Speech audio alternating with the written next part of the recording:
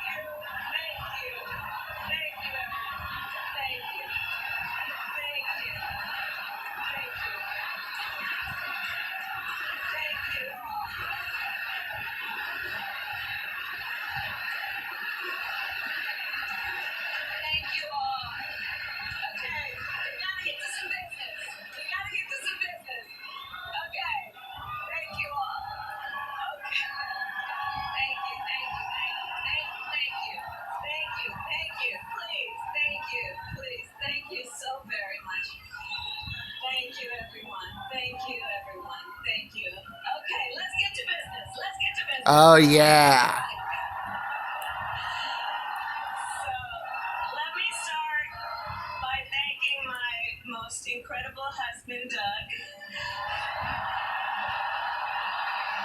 for being an incredible partner to me, an incredible father to Cole and Ella, and happy anniversary, Dougie. Oh! I love you so very much. To our President Joe Biden,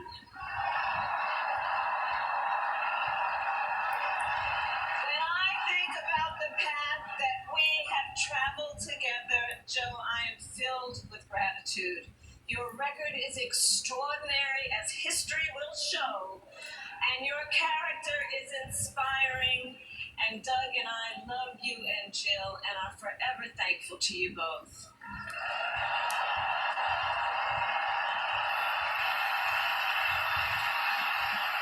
And to Coach Jim Walls,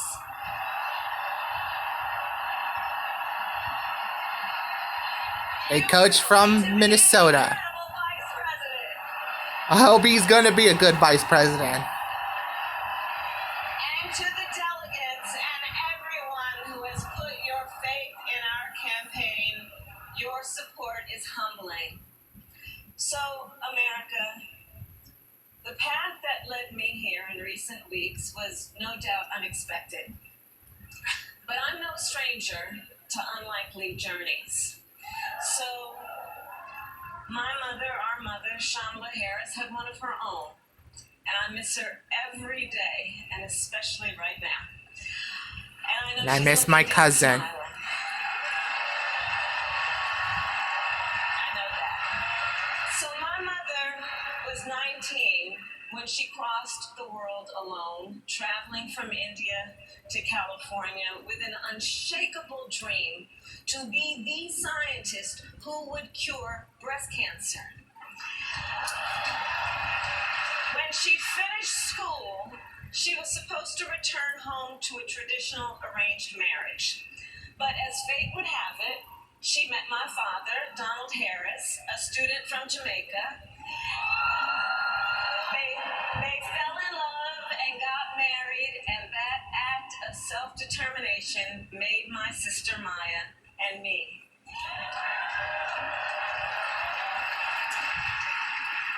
up, we moved a lot. I will always remember that big Mayflower truck packed with all our belongings, ready to go to Illinois, to Wisconsin, and wherever our parents' jobs took us. My early memories of our parents together are very joyful ones.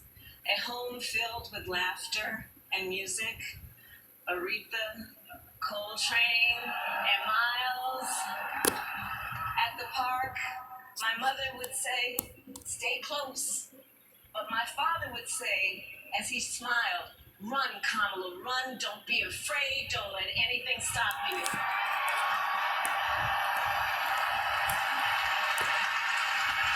From my earliest years, he taught me to be fearless.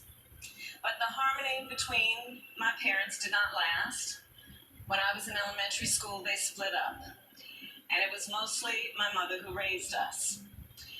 Before she could finally afford to buy a home, she rented a small apartment in the East Bay. In the Bay, you either live in the hills or the flatlands. We lived in the flats.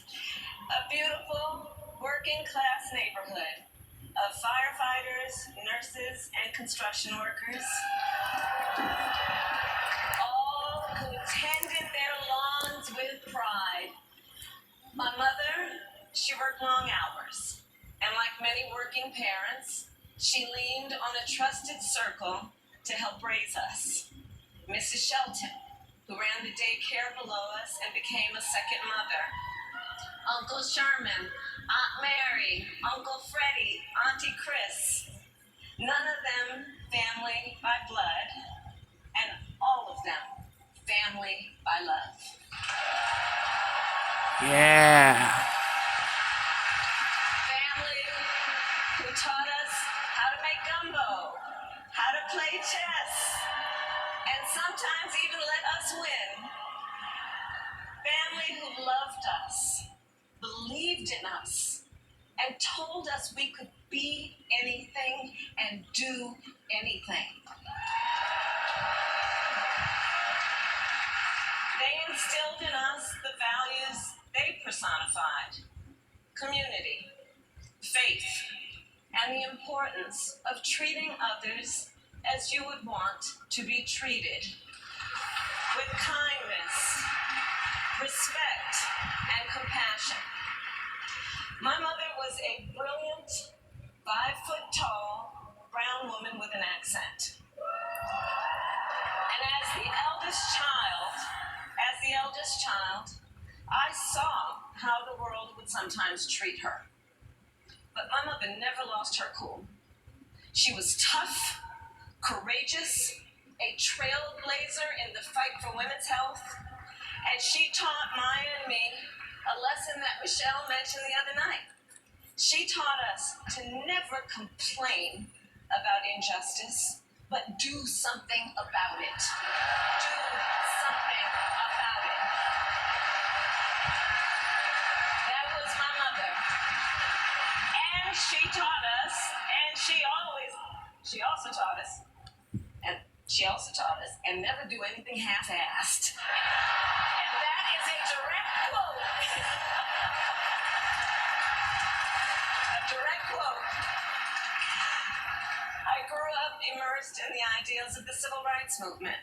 My parents had met at a civil rights gathering, and they made sure that we learned about civil rights leaders, including the lawyers like Thurgood Marshall and Constance Baker Motley, those who battled in the courtroom to make real the promise of America. So at a young age, I decided I wanted to do that work. I wanted to be a lawyer. And when it came time to choose the type of law I would pursue, I reflected on a pivotal moment in my life. You see, when I was in high school, I started to notice something about my best friend, Wanda. She was sad at school, and there were times she didn't want to go home. So one day I asked if everything was all right. And she confided in me that she was being sexually abused by her stepfather. Ow. And I immediately told her she had to come stay with us. And she did. This is one of the reasons I became a prosecutor. To protect people like Wanda. Because I believe everyone has a right to safety, to dignity, and to justice.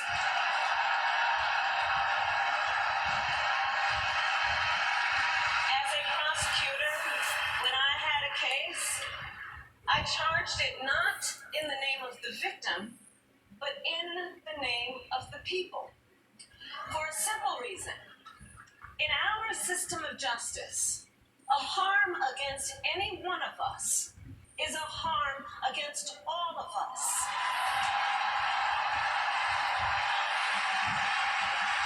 And I would often explain this to console survivors of crime, to remind them no one should be made to fight alone. We are all in this together. And every day, in the courtroom, I stood proudly before a judge, and I said 5 words. Kamala Harris for the people. Yeah. For the people. And to be clear, my entire career, I've only had one client, the people. And so, on behalf of the people, on behalf of every American, regardless of party, race, gender, or the language your grandmother speaks, on behalf of my mother and everyone who has ever set out on their own unlikely journey, on behalf of Americans like the people I grew up with, people who work hard, chase their dreams, and look out for one another, on behalf of everyone whose story could only be written in the greatest nation on earth, I accept your nomination. Yeah! Yeah! She accepted! That's my auntie!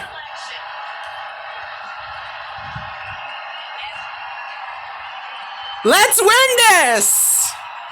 And with this election,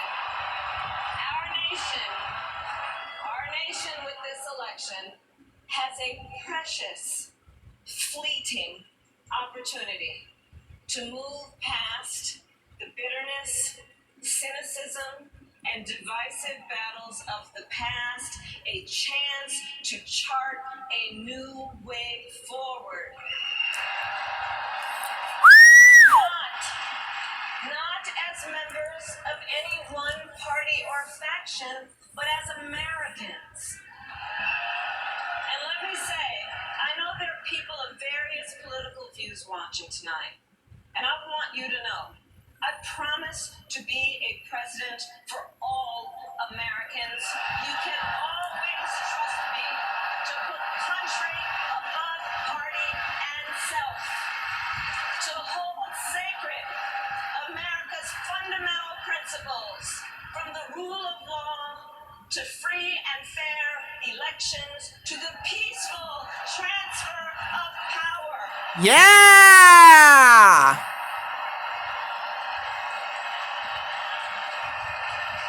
I will be a president who unites us around our highest aspirations. A president who leads and listens, who is realistic, practical, and has common sense, and always fights for the American people. From the courthouse to the White House, that has been my life's work. As a young prosecutor in Oakland, California, I stood up for women and children against predators who abuse them. As Attorney General of California, Abuse their prey.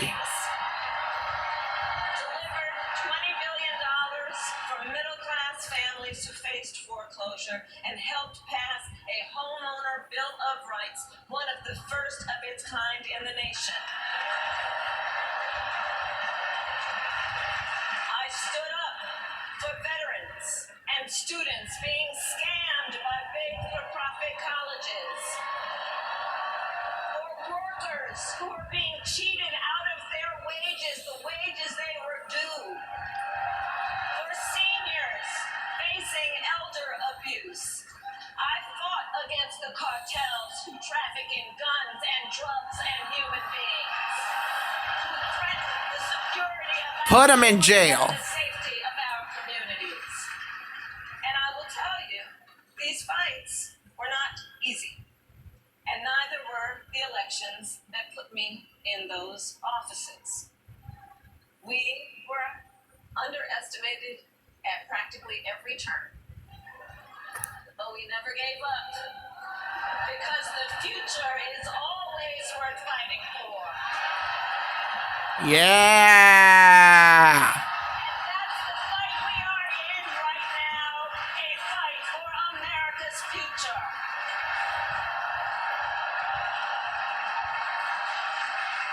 Fellow Americans, this election is not only the most important of our lives, it is one of the most important in the life of our nation.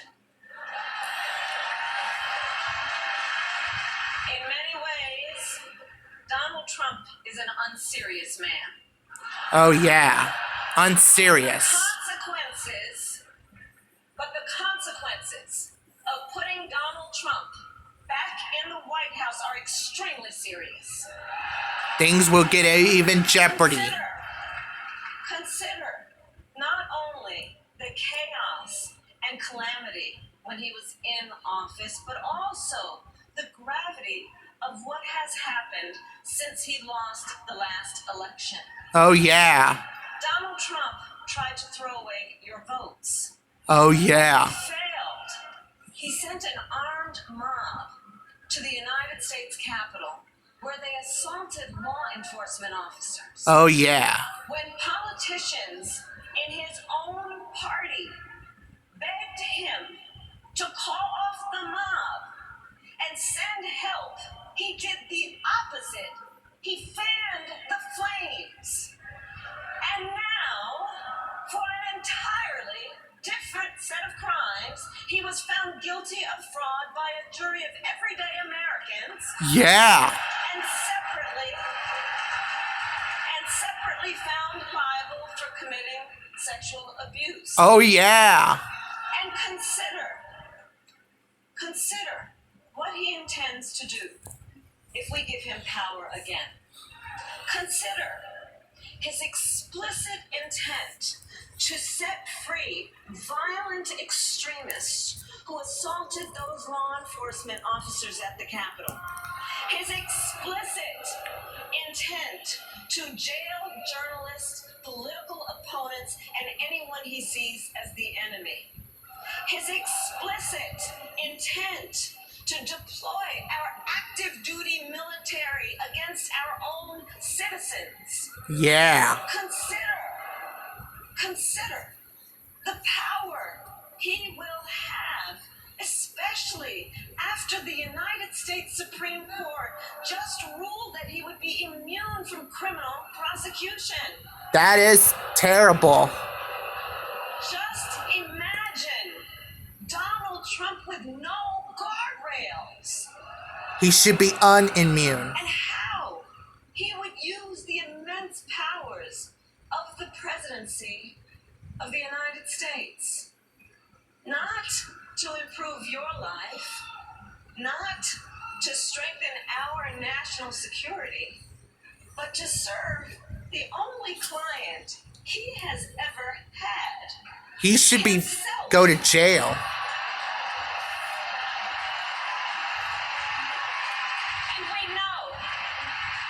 we know what a second Trump term would look like. It's all laid out in Project 2025. Yeah. Closest advisors. Oh, yeah. The sum total is to pull our country back to the past. But America, we are not going back. We are not going back. Never going back. Not at all going back. None of us is going back. To when Donald Trump tried to cut Social Security and Medicare. We are not going back to when he tried to get rid of the Affordable Care Act. When insurance companies could deny people with pre-existing conditions. We are not going to let him eliminate the Department of Education that funds our public schools. Never. We are not going to let him end programs like Head Start that provide preschool and child care for our children. Never. We are not going back. Never. Kamala. Kamala. That's my auntie. We are charting a new way forward. Forward to a future with a strong and growing middle class, because we know a strong middle class has always been critical to America's success. And building that middle class will be a defining goal of my presidency.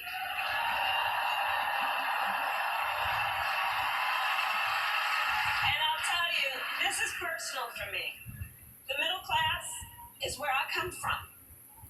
My mother kept a strict budget. We lived within our means, yet we wanted for little. And she expected us to make the most of the opportunities that were available to us and to be grateful for them. Because, as she taught us, opportunity is not available to everyone. That's why we will create what I call an opportunity economy, where everyone has the chance to compete and a chance to succeed. Oh, yeah. Whether you live in a rural area, small town, or big city. And as president, I will bring together labor and workers and small business owners and entrepreneurs and American companies to create jobs, to grow our economy, and to lower the cost of everyday needs like healthcare and housing and groceries. We will provide access to capital for small business owners and entrepreneurs and founders. And we will end America's housing shortage and protect Social Security and Medicare. Now compare that to Donald Trump, because I think everyone here knows he doesn't actually fight for the middle class. He doesn't actually fight for the middle class. Instead, he fights for himself and his billionaire friends. And he will give them another round of tax breaks that will add up to $5 trillion to the national debt. And all the while, he intends to enact what in effect is a national sales tax, call it a Trump tax, that would raise prices on middle-class families by almost $4,000 a year. Well, instead of a Trump tax hike, we will pass a middle-class tax cut that will benefit more than 100 million Americans.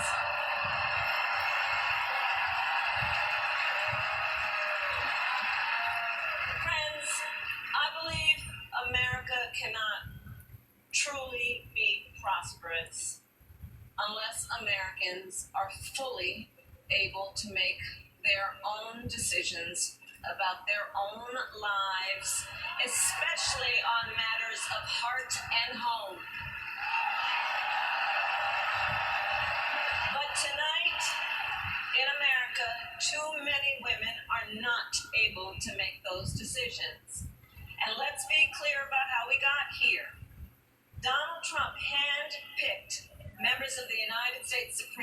to take away reproductive freedom. Not good. And now he brags about it. In his words, quote, "I did it and I'm proud to have done it," end quote. Well, I'll tell you, Not really over good. the past 2 years, I've traveled across our country, and women have told me their stories. Husbands and fathers have shared theirs. Stories of women miscarrying in a parking lot, developing sepsis, losing the ability to ever again have children, all because doctors are afraid they may go to jail for caring for their patients.